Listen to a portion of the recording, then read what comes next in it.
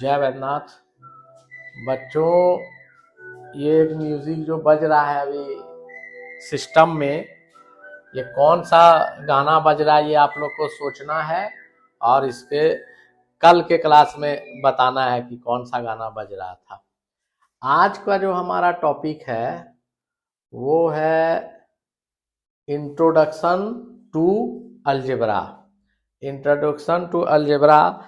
अब अलजेब्रा के बारे में अगर जानना है तो सबसे पहले आप लोग को जानना चाहिए कि अलजेब्रा है क्या। उसके बाद आपको जानना चाहिए कि हम क्यों पढ़ें अलजेब्रा, क्या जरूरी है पढ़ना। तो ये जब तक दोनों प्रश्न का उत्तर नहीं मिले तब तक आपको पढ़ना नहीं चाहिए। तो अलजेब्रा क्या है? अलजेब्रा है generalised form of arithmetic. Algebra is generalised form of arithmetic. अब सोचिएगा कि सर क्या बोल रहे हैं, जनरलाइज्ड फॉर्म ऑफ अर्थमेटिक, हमको अर्थमेटिक ही नहीं पता, जनरलाइज्ड नहीं पता, सर हमको डिफिनेशन बता रहे हैं। फिर से सुनिए, algebra is generalised form of arithmetic.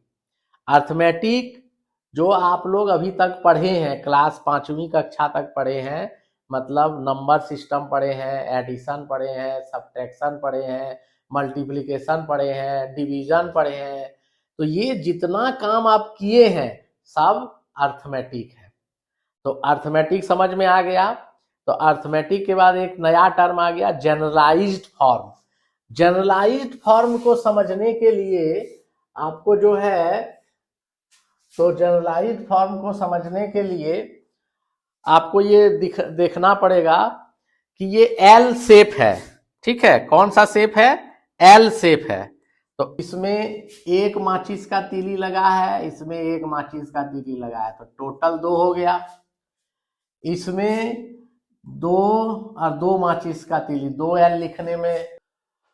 तो इसमें देखते हैं यहां पर जो है आपका एल, 1 एल, 2 एल, 3 एल, तो 2 माचिस का तीली लगा, इसमें भी 2 माचिस का तीली लगा, ये इसमें माचिस का तीली लगा 2। तो इसको हम लोग कह सकते हैं कि एल लिखने के लिए, एल लिखने के लिए जो है हम लोग को, एल लिखने के लिए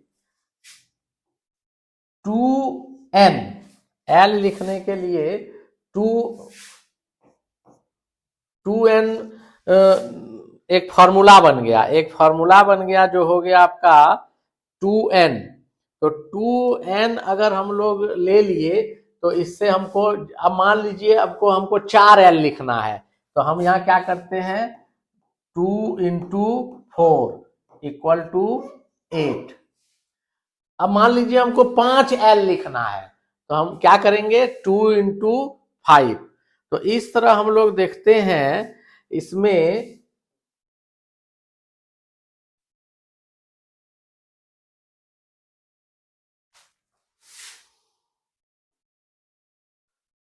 इस तरह हम लोग देखते हैं ये टेबल में, अगर नंबर ऑफ एल्स का फॉर्म 1 एल लिखना है तो 2 माचिस का तीली यूज किए, और 2 एल लिखना है तो 4। तो इस तरह क्रमशः बढ़ते जाएगा। तो इससे एक हम लोग फॉर्मूला बना लिए, माचिस नंबर ऑफ एल का क्या होगा फॉर्मूला, एल का फॉर्मूला हो गया आपका, एल का फॉर्मूला हो गया आपका 2n। यही हो गया जनरलाइज्ड फॉर्म। हम अगर इसी तरह कोई किसी पैटर्न का निर्माण कर लेते हैं तो वो होता है जनरलाइज्ड फॉर्म, सामान्यीकृत रूप। ठीक है, तो अब हम क्या बताए थे definition, algebra is the generalised form of arithmetic. तो डिफिनेशन आप लोग को क्लियर हो गया। अब भैया पढ़े क्यों हम अलजेब्रा?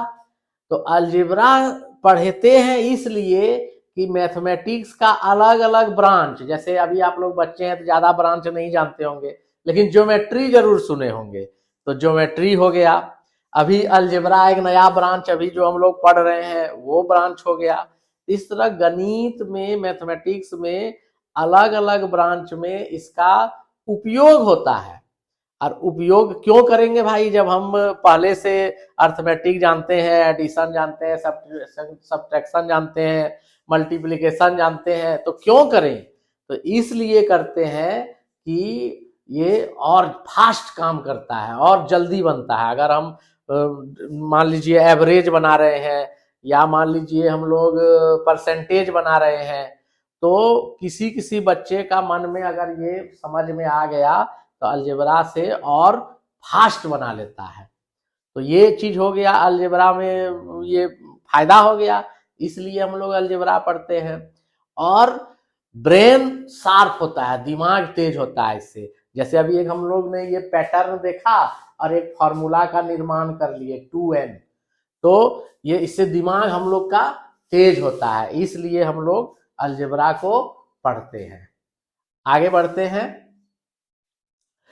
अब जानना चाहिए हम लोग को कि अलजेब्रा जो है वो आया कहां से। अलजेब्रा जो आया है ये अरब कंट्री का, अरब कंट्री का algebra is derived from the book. एक बुक है अलजेबर अल अल मुगेतल्लाह। तो ये जो बुक है, ये बुक जो है इसी से फर्स्ट बार अलजेब्रा का ये नाम आया है। और ये किस कंट्री का देन है? तो अरब, अरब मैथमेटिशियन का देन है। इस बुक में लिखा है इसका नाम, और इस मैथमेटिशियन का नाम था मोहम्मद बिन मूसा, मोहम्मद बिन मूसा। लेकिन अलजेब्रा का आगमन वहां से शब्द का हुआ है, लेकिन फादर ऑफ अलजेब्रा इनको नहीं माना जाता है। फादर ऑफ अलजेब्रा जो है वो फ्रेंच मैथमेटिशियन फ्रांसियोस विटे, इनको बोला जाता है फादर ऑफ अलजेब्रा। तो अभी तक आप लोग समझ गए कि अलजेब्रा क्या है, अलजेब्रा क्यों पढ़ें, और अलजेब्रा आया कहां से। ठीक है, अब हम लोग आगे बढ़ते हैं। तो आगे बढ़ते हैं, तो आगे बढ़ने के लिए जो है इसमें अभी तक हम लोग नंबर ही पढ़ते थे। अब क्या आ गया, इसमें लिटरल्स भी जुड़ गया। लिटरल्स क्या होता है? जो आपका इंग्लिश का अल्फाबेट होता है, इंग्लिश का अल्फाबेट होता है, जैसे ए बी सी डी से लेके जेड तक, आपका मन कोई भी यूज कर सकते हैं। तो नंबर और लिटरल्स दोनों का प्रयोग करते हैं। और किसका प्रयोग करते हैं? तो 4 सिंबल, एडिशन, सब्ट्रैक्शन, मल्टीप्लिकेशन और डिवीजन, ये चारों का एक साथ भी प्रयोग कर सकते हैं, अकेला भी प्रयोग कर सकते हैं, 2 का भी किसी प्रयोग कर सकते हैं। तो इसको जब प्रयोग करते हैं तो फिर अलजेब्रा में हम लोग आगे बढ़ते हैं। तो ये एग्जांपल से हम लोग समझते हैं कि right the number which is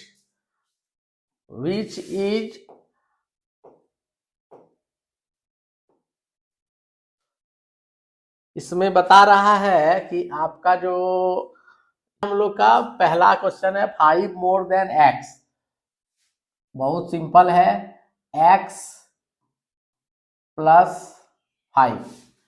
more than मतलब बढ़ रहा है, मोर देन मतलब बढ़ रहा है। तो बढ़ेगा कब? जब जोड़ेंगे। ठीक है, तो इसमें एकदम याद रखना है, मोर देन का मतलब होता है आपको जोड़ना है। नेक्स्ट है 3 लेस देन वाई, मतलब वाई से 3 कम। तो यहां आंसर क्या लिखेंगे? Y minus 3, y minus 3। तो मोर देन में जोड़ना है, लेस देन में घटाना है, बस यही सब आप पकड़ लीजिए तो अलजेब्रा बहुत आसान हो जाएगा। अब कहता है 2 टाइम्स जेड, 2 टाइम्स जेड मतलब 2 को जेड से गुना करिए, तो 2 टाइम्स जेड हो गया। ठीक है, अब आगे बढ़ते हैं। नेक्स्ट क्वेश्चन है आपका 1/3 of x, 1/3 of x, 1/3 of x, तो 1/3 ऑफ एक्स जो होगा वो हो जाएगा 1/3, पहले लिखते हैं 1/3 एक्स, एकदम सरल हो गया। 4 more than sum of a and b, 4 more than sum of a and b, फिर देखिए मोर देन मतलब जोड़ना है, फिर सम ऑफ इसमें भी जोड़ना है, तो ये पहचानना है कि क्या कह रहा है।